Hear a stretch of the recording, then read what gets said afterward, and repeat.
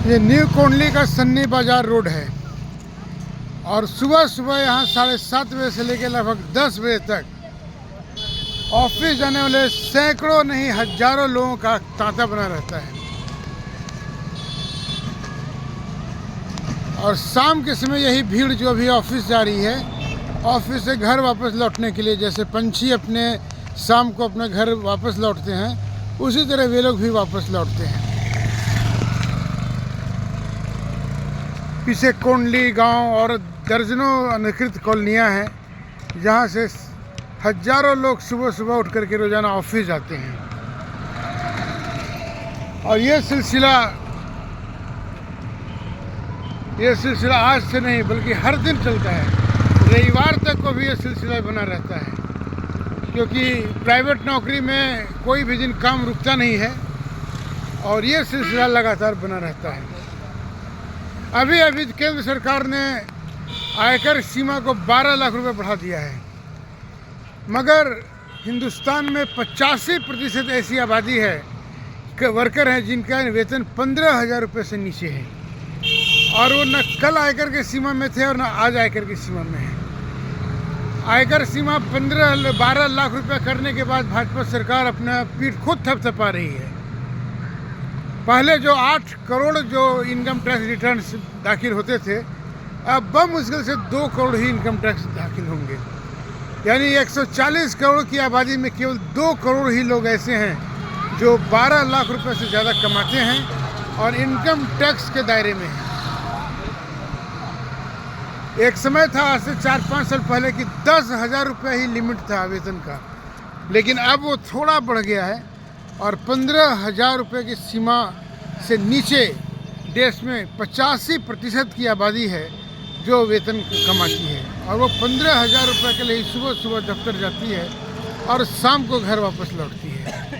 दिल्ली में सन्नी बाजार रोड की तरह ही सैकड़ों रोड हैं जहाँ से हजारों लोग प्रतिदिन नोएडा के विभिन्न कॉलोनियों में, विभिन्न उद्योगों में जाकर के अपना काम करते हैं। दिल्ली में भी सैकड़ों जगह पे नहीं, हजारों जगह पे लेबर कॉलोनी है जहाँ पे सुबह सुबह हजारों लाखों लोग डेली कमाई के लिए भी खड़े हो जाते हैं। और नोएडा में भी सेक्टर 58 से लेकर के बहुत सारी ऐसी कॉलोनियाँ हैं जो लेबर कॉलोनी, लेबर चौक के रूप में विख्यात है।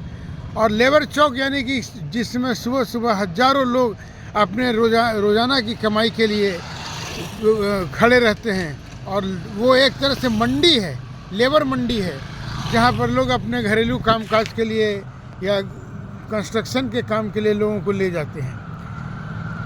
इसमें बहुत सारे ऐसे भी लोग होते हैं जिनकी प्रतिदिन पूछ नहीं होती है, और वो 12 बजे 1 बजे तक लेबर मंडी में ही घूमते रहते हैं और उनका वो दिन खाली चला जाता है।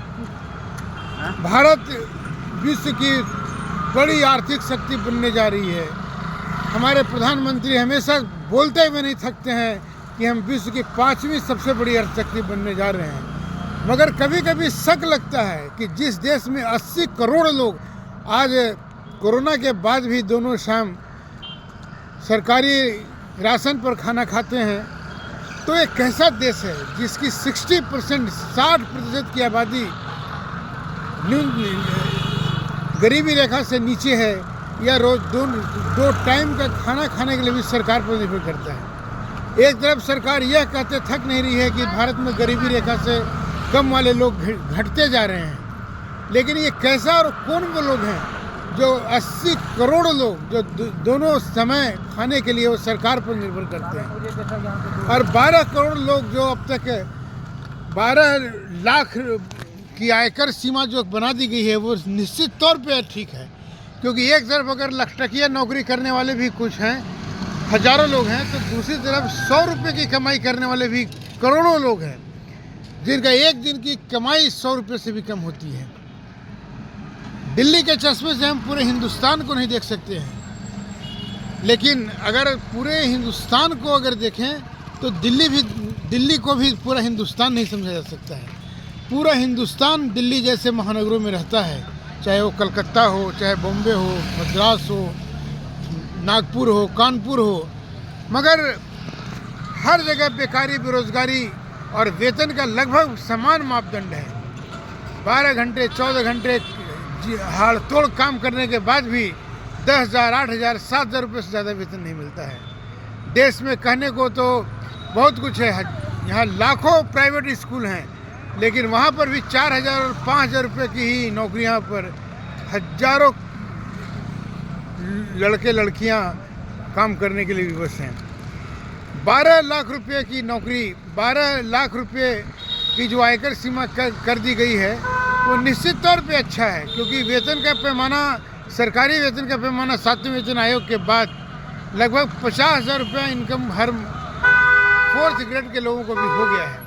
और अभी 8वां वेतन आयोग जब आएगा तो इससे भी बढ़ने की उम्मीद है। लेकिन धीरे धीरे जिस तरह से इनकम अगर सरकारी नौकरियों में बढ़ रहा है, लेकिन प्राइवेट सेक्टर में उसका कोई मिसाल नहीं है। प्राइवेट सेक्टर आज भी जितना शोषण कर सकता है, शोषण पर ही खड़ा हुआ है।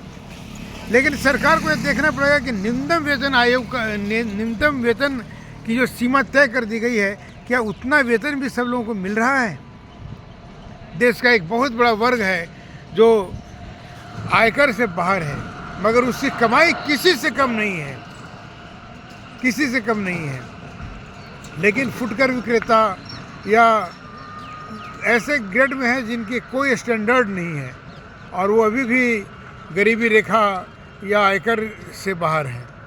सरकार को आयकर सीमा बढ़ाना एक स्वागत योग्य है, लेकिन आयकर सीमा में लोगों को लाने के लिए कई तरह के योजनाओं की भी जरूरत पड़ेगी। और उसे नहीं सिर्फ वेतन भोगी लोगों को ही आयकर सीमा को मान लिया जाए तो यह उनके प्रति अत्याचार होगा। देश से एक बहुत बड़ा वर्ग ऐसा है जो मासिक वेतन नहीं लेता है, लेकिन उसकी अपनी आय जो है वो बहुतों से ज़्यादा है। और जो लोग कमा रहे हैं, चाहे वो किसी भी दफ्तर में, उद्योग में, धंधों में काम कर रहे हैं, उनका जो घोषित वेतन है वो 15,000 रुपये से भी कम है। और ये जो एक वेतन में असमानता है कि एक तरफ तो लखटकियाँ हैं और दूसरी तरफ वेतन 100 टकिया भी नहीं कमा पा रहे हैं, 1,000 रुपया भी नहीं कमा पा रहे हैं। ऐसे लोगों के बीच में एक संतुलन बनाने की ज़रूरत है। मगर देखना यह है कि वेतन का जो यह असमानता या अंतर जो लगातार बढ़ता जा रहा है वो कैसे दूर होगा। सरकार को यह तय करना होगा कि अगर हिंदुस्तान में कोई भी उद्योग धंधा कर रहा है तो वो वेतन तो अपने कर्मचारियों को वही दे जो उसने एक मानक बना रखा है। मगर सरकारी मानक का कोई वैल्यू नहीं है, क्योंकि सरकार चाहे जो कहे कि इतना देंगे, ये देंगे, लेकिन आजकल जो लोगों को ठेके पे रखने की प्रथा जो सरकार ने खुद बढ़ावा दिया है, और उसमें भी यही हाल है कि सरकारी ठेके पर जो काम, सरकारी विभागों में जो ठेके पर लोग काम कर रहे हैं उनको भी शायद पूरा वेतन नहीं मिल पा रहा है। और सरकार भी अब नहीं चाहती है कि नौकरियां अस्थायी तौर पे मिले, वो ठेके पर ही अपना काम चलाना चाहती है। केवल दिल्ली में देखें तो सरकारी स्कूलों में करीब 25,000 से ऐसे स्कूल टीचर हैं जो पिछले 1 दशक से ठेके पर ही काम कर रहे हैं। 10 महीने काम करते हैं, 2 माह के लिए जब गर्मी की छुट्टियां होती है तो वो नौकरी उनकी ख़त्म कर दी जाती है। उन्हें किसी भी संडे या सेकंड सैटरडे की छुट्टी नहीं मिलती है। जिस दिन स्कूल बंद रहता है उस दिन उनकी छुट्टी, उनका वेतन जो दैनिक वेतन जो काउंट नहीं होता है। तो आप समझ सकते हैं कि सरकार जब खुद इस तरह के ठेकेदारी प्रथा या ज़मींदार की तरह पैसा देने की कवायद कर रही है या कोशिश कर रही है, तो सरकार का देखा देखी जो रियल में दुश्मन हैं कर्मचारियों के, सामंत हैं, वो कैसे पैसा देंगे अपने कर्मचारियों को। सरकार को ये पैमाना बनाना पड़ेगा कि अगर कोई इनकम टैक्स के दायरे में है तो वो उसके तो एक एक पैसे का इनकम सरकार के खाते में है, मगर जो नहीं है वो इनकम कैसे बढ़े या इनकम के दायरे को कैसे वैज्ञानिक तरीके से लागू करें, यह सरकार के पास कोई नहीं है। और जो ऐसे लोग हैं जो 15,000 रुपये से भी कम कमा रहे हैं, वो न्यूनतम वेतन भी नहीं पा रहे हैं, उनको न्यूनतम वेतन दिलाने के लिए सरकार कटिबद्ध हो, तभी इस देश में मजदूरों की हालत और जो बेरोजगारों की हालत सुधर सकती है। वरना पूरा हिंदुस्तान अगर पकौड़ा भी बेचेगा तो प्रधानमंत्री जी आपको शर्म आएगी कि कोई 15,000 रुपये भी महीना नहीं कमा पाएगा। अब देखना यह है कि प्रधानमंत्री अगर क्या कुछ अपने दैनिक असंगठित कर्मचारियों के लिए कुछ कर पाते हैं या नहीं। सनी बाजार रोड से मैं अनामी।